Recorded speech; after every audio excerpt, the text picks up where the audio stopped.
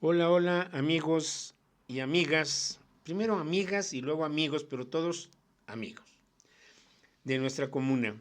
Espero hayan tenido un buen fin de semana, que no hayan eh, derrochado el buen fin y estamos pues al inicio de esta semana, ya el lunes que se prolongó el famoso puente por, ya saben, esta necesidad de organizar mejor los descansos para,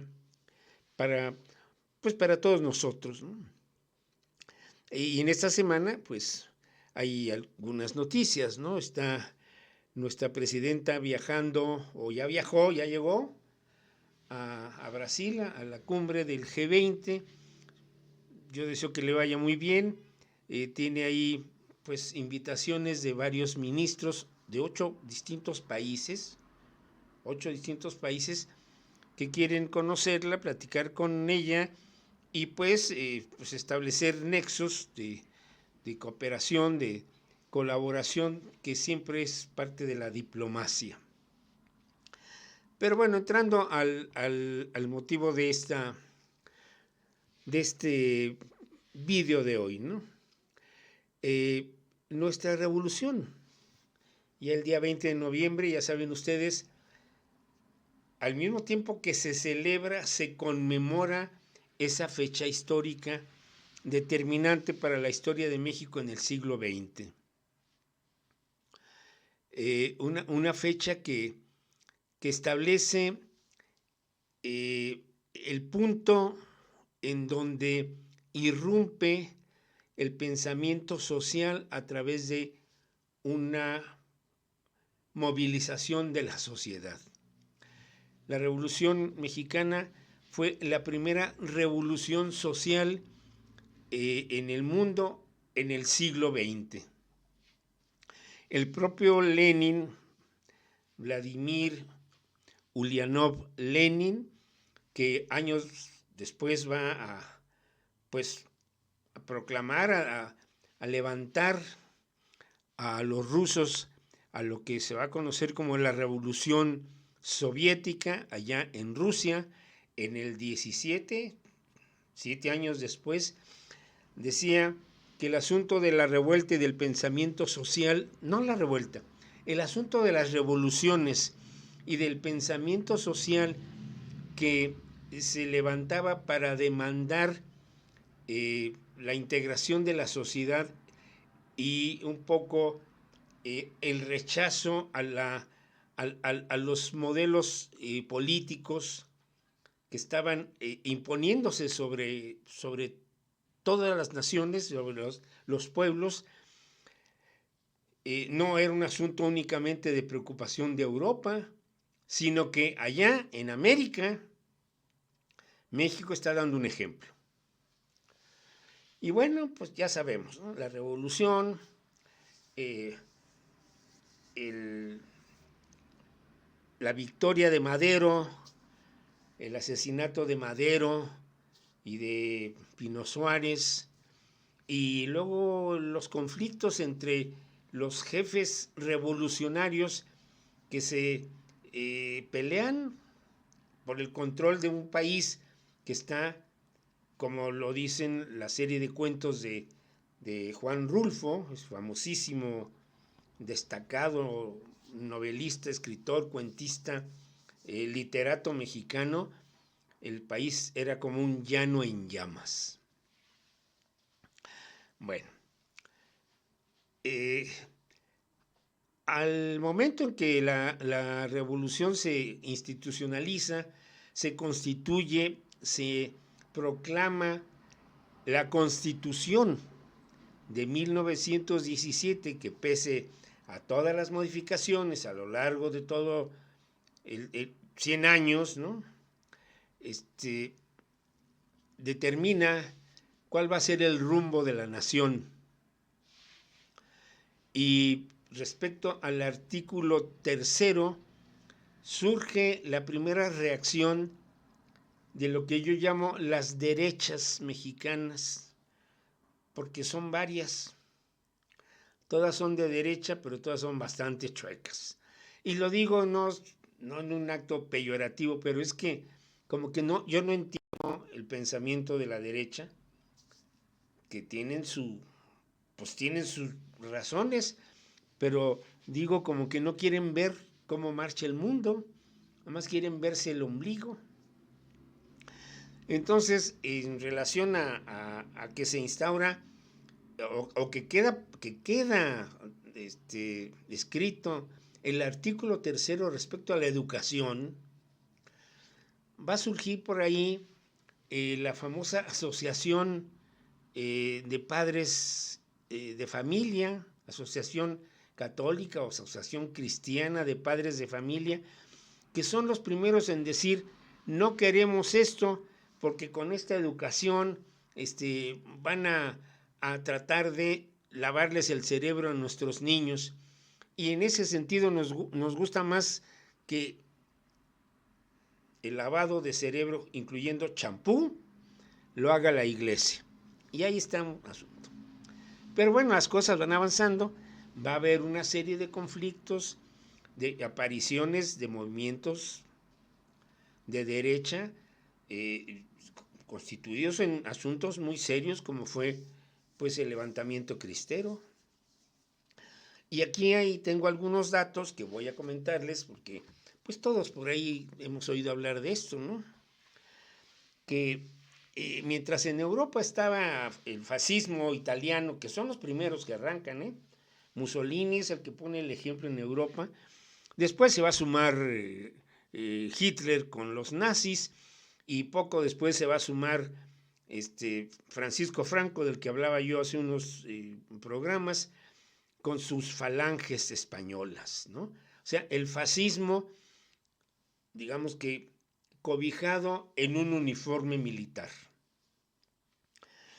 Y entonces estaban las camisas negras fascistas italianas, las camisas pardas de los nazis en Alemania y las camisas azules de la falange española en España. Y aquí aparecieron las camisas doradas. Sí, camisas doradas, eran así como camisa de ranchero, con sus sombreros, todo, y tenían que ver con que eran como una separación de aquellas famosas fuerzas de la División del Norte, los Dorados de Villa. Y al parecer por eso de ahí las camisas doradas. ¿Qué querían? Pues no queda muy claro nunca qué querían, pero que deseaban como tener ellos una participación del poder bajo ciertas premisas que se teñían de revolucionarias, pero que en realidad eran de carácter conservador. Y había ya un simiente, ¿no?, de cierto racismo, de la exaltación del nacionalismo. Y este movimiento de las camisas doradas se decían a sí mismo Acción Revolucionaria Mexicanista. Ahí estaba el nacionalismo. Después, bueno, van a pasar varias cosas. Me voy a brincar porque el tiempo no da para mucho. Y en el 1937 va a aparecer el sinarquismo, que es otra manera del fascismo, pues criollo, el fascismo que se quiere imponer, en donde entre los signos y dentro de los símbolos y dentro de los elementos con los cuales tratan de crear un sentido de identidad de su movimiento con lo demás, son algunos íconos de la religiosidad católica. Y ya he dicho que, bueno, contra la educación en el régimen de Lázaro Cárdenas y contra la expropiación petrolera, va a aparecer ahí el PAN, que era como que todos estaban así, como que, bueno, pues, nos falló, pero ahí te la dejo, como carreras de relevos, ¿no? Tenle estafeta, tú síguele y tú síguele. Y aparece por ahí entre los fundadores del Partido de Acción Nacional Manuel Gómez Morín, que era un abogado muy importante que representaba los intereses de las compañías petroleras que se habían visto afectadas por la expropiación de Lázaro Cárdenas el 18 de marzo del 38. Y bueno, entonces ahí se queda ya el PAN. Y el PAN como que empieza a sumar todo esto. Primero, respeto a la iglesia. Respeto a la libertad de educación. Respeto a la decisión de los padres respecto a cómo debe ser educados y además dirigidos el pensamiento de sus hijos.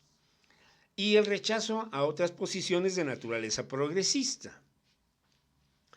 No queremos aquí muchas cosas que tengan que ver con que las mujeres pueden votar, de que las mujeres tienen ciertas libertades, de que pues en la sociedad y en la realidad de la sociedad hay distintas manifestaciones de la privacidad y la intimidad de las personas. Eso hay que detenerlo. Y que no nos vengan aquí con ideas exóticas de que el pensamiento liberal y que el pensamiento democrático, no. Entonces como que en ellos forman sus trincheras siempre en contra de lo que tiene que ver con el progreso y sobre todo con la realidad, porque aunque ellos se oponen, la sociedad les pinta un violín y sigue avanzando. Y de estos asuntos van a aparecer otras cosas, otras cosas que son como, pues también extrañas, porque ante la incapacidad política de atraer las bases sociales, empiezan a crearse como pequeñas sectas. Y va a aparecer por ahí el yunque. Y a mí me tocó de joven que había un movimiento que tocaba puertas en las escuelas, sobre todo en las preparatorias, el movimiento universitario de renovación orientadora, el muro. Piensa en la palabra el muro, detener el progreso, detener el pensamiento libre, detener la democracia, el muro, el yunque, que lo usaban como brazalete como los nazis, un brazalete con un círculo y la figura de un yunque, que es la fuerza, el fascismo. Entonces eran ellos. ¿Y qué está pasando ahora en el mundo? Pues que con la victoria de Donald Trump en Estados Unidos, pues la derecha ha dicho, jajaja, y de aquí somos. Pero son ellos entre ellos. Y sí, son peligrosos, son rencorosos, son vengativos y tienen una tendencia terrible a la brutalidad. Y nosotros lo vemos ahora con América Latina, pero está pasando en otras partes del mundo, ¿no? Y en el caso de nuestra América, pues inmediatamente estas organizaciones políticas de derecha y de ultraderecha apelan a todo el razonamiento irracional, perdonen la expresión, del fanatismo religioso. Allá en Estados Unidos, una gran parte del triunfo tiene que ver con esta visión de los cristianos evangélicos que están en contra del derecho de las mujeres, en contra de la diversidad sexual, en contra de los afrodescendientes, en contra de la migración de los latinos, en contra de todo, porque todo les da miedo. El problema es que les da miedo todo. Y ahora que se va a celebrar la revolución, debemos tener en cuenta eso, ¿no? Que han pasado ya 107 años. Y nuestra revolución, con muchos tropiezos, con muchos resbalones, con muchos desvaríos, está, y creo que estamos recuperando a partir del 2018, cuando llega Morena al poder y se establece el propósito como proyecto de nación de la 4T, estamos realmente honrando los postulados de aquella lucha y los preceptos establecidos en la Constitución original de 1917. Los derechos sociales, la salvaguarda de los derechos humanos y sobre todo la libertad, la democracia y la libertad en todos los aspectos, en todos los aspectos. La libertad de decidir, la libertad de pensar, la libertad de credo religioso, todo. Celebremos el día miércoles, aquella fecha del 20 de noviembre de 1910 y que cada año debemos recordarlo con respeto y con gratitud, porque entre dimes y diretes, México es lo que es, México somos lo que somos, gracias a esa revolución de 1910. Bueno, eso es todo por hoy. Que tengan ustedes un buen inicio de semana, que sigan disfrutando del día feriado, del puentecito largo, y nos vemos el miércoles. A ver qué novedades hay. Les mando, como siempre, un saludo, que se me cuidan, se me portan bien, y mi gratitud por sus likes, por compartir mi trabajo, que eso me ayuda mucho, y también por aquellos, como ya lo dije en la última emisión, que se toman la molestia de decir, bueno, voy a aportar a la causa de Rodrigo Solo, que soy su servidor. Se cuidan, se portan bien, nos vemos cuando, el miércoles, y cuidadito, cuidadito, hay que portarse bien siempre.